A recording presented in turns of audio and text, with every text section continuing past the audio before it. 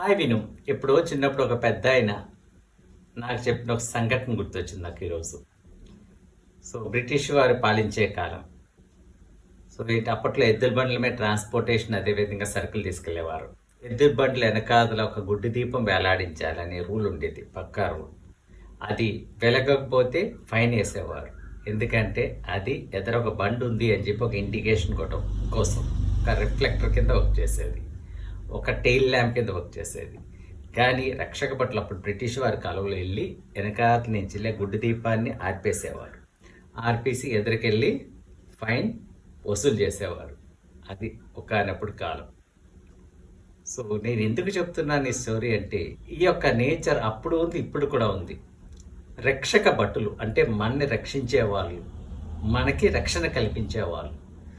వీళ్ళకి కూడా శాలరీ ఎక్కడ నుంచి వస్తుందంటే, ట్యాక్స్ పేయర్గా మనం చెల్లించే పన్ను నుంచే వీళ్ళకి శాలరీ పే చేస్తారు. నేను ఎందుకు మాట్లాడుతున్నానంటే, ఈరోజు తమిళనాడులో చూసినట్లయితే ఇండిపెండెన్స్ వచ్చిన తర్వాత ఇలాంటి యొక్క కేసు ఇంతవరకు ఇండియా చూడలేదు. 9 మంది పోలీసు వాళ్ళని ఉరి తీయడానికి కోర్టు ఆదేశాలు జారీ చేసింది. 9 మంది. దీనికి చిన్న బ్యాక్గ్రౌండ్కి వెళ్ళినట్లయితే, కోవిడ్ కాలంలో ఒక వ్యక్తి తమిళనాడులో షాప్ ఓపెన్ చేశారు. కోవిడ్ ప్రోటోకాల్ ఉల్లంఘించారనే కేసుతో తండ్రిని పోలీస్ స్టేషన్ తీసుకెళ్లారు. ఆ స్టోరీస్ ఈ నెక్స్ట్ వీడియోలో చెప్తాం ఎందుకు జరిగింది అన్నది.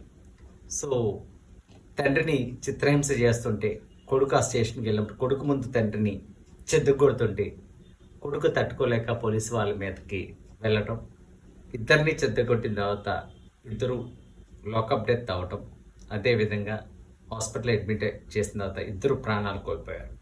ఆ కేసు ఇన్ని సంవత్సరాల తర్వాత, ఆల్మోస్ట్ 6 years తర్వాత న్యాయస్థానం న్యాయం ఉంది అని చూపించింది. ఏంటంటే 9 మందికి పోలీసు వాళ్ళకి, దీంట్లో ఎస్ఐ ఉన్నారు, ఏఎస్ఐలు ఉన్నారు, హెడ్ కానిస్టేబుల్ ఉన్నారు, తర్వాత పోలీసు వాళ్ళు ఉన్నారు. ఈ 4 కేటగిరీ ఆఫీసర్స్కి ఉరిశిక్ష ఇండియా ఈరోజు గర్విస్తుంది. ఎందుకంటే న్యాయ వ్యవస్థ మీద ఒక నమ్మకం.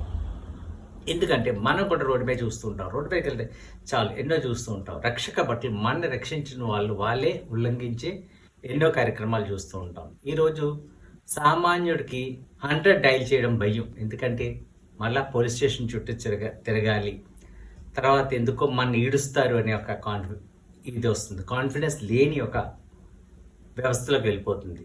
ఏంటంటే మార్పు రావాలి.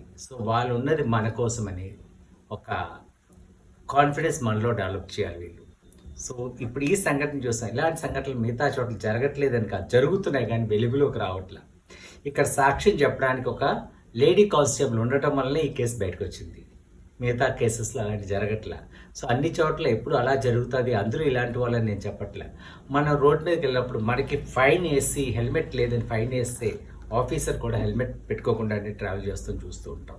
అదేవిధంగా 1 way ఉల్లంఘిస్తే మనకి ఫైన్ పడుతుంది. కాకపోతే వీళ్ళు 1 wayలో వచ్చేస్తూ ఉంటారు.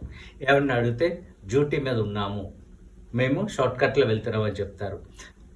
అదేవిధంగా డ్యూటీలో ఉండగా ఒక ట్రాఫిక్ ఐలాండ్ దగ్గర కంట్రోల్ చేయవలసిన వాళ్ళు ఏం చేస్తారు, పక్కకి సెల్ ఫోన్ మాట్లాడుతూ ఉంటారు, లేకపోతే సెల్ ఫోన్ స్క్రాల్ చేస్తూ ఉంటారు. ఏమండి మీరు డ్యూటీలో ఉన్నారు కదా అంటే ఆఫీస్ కాల్ అని చెప్తారు. వీళ్ళ హెడ్సెట్స్, హ్యాండ్సెట్స్ అన్నీ ఉంటాయి.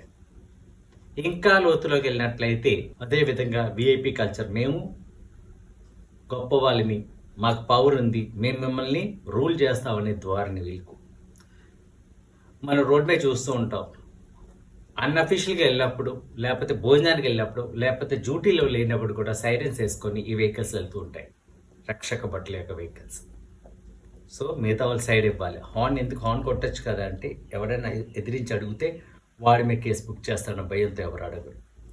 ఎందుకంటే నేను ఒక సంఘటన నేరుగా చూశాను. ఒక ఓవర్ బ్రిడ్జ్, చాలా ట్రాఫిక్ ఉంది. ఆ ఓవర్ బ్రిడ్జ్ మీద ఒక ఆయన ఫ్యామిలీని తీసుకెళ్ళి, వైఫ్, 2 పిల్లలు, పెద్ద బ్యాగ్, ఫ్రంట్ ఏదో ఊరు వెళ్తున్నారు. ఓవర్ బ్రిడ్జ్ మీద నేను ఫోన్ వెళ్తున్నారు. ఏమంటే ఫోన్ మాట్లాడుతున్నారంటే నేను పోలీస్ అని చెప్పాడు ఆయన. ఉల్లంఘన మీకు ఓకేనా? ఇలాంటి ఎన్నో కేసులు మనం చూస్తున్నాం. ఏంటంటే మైటీ అండ్ పవర్ఫుల్ అనుకోవడం తప్పు. ఎందుకంటే ఈరోజు ఎవ్రీథింగ్ ఇస్ ట్రాన్స్పరెంట్. ఈరోజు పోలీస్ స్టేషన్లో కూడా సీసీ క్యామ్స్ ఉన్నాయి. న్యాయం అనేది కొంచెం లేట్ అయినా సరే జరుగుతుంది అన్నది ఈ యొక్క ఇన్సిడెంట్ ప్రూవ్ చేసింది. ఇలాంటివి మన చుట్టూ జరుగుతూ ఉంటాయి.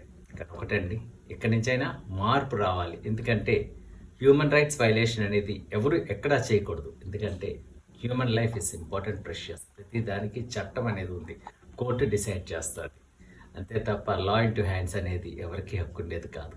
మీరే ఉంటారు.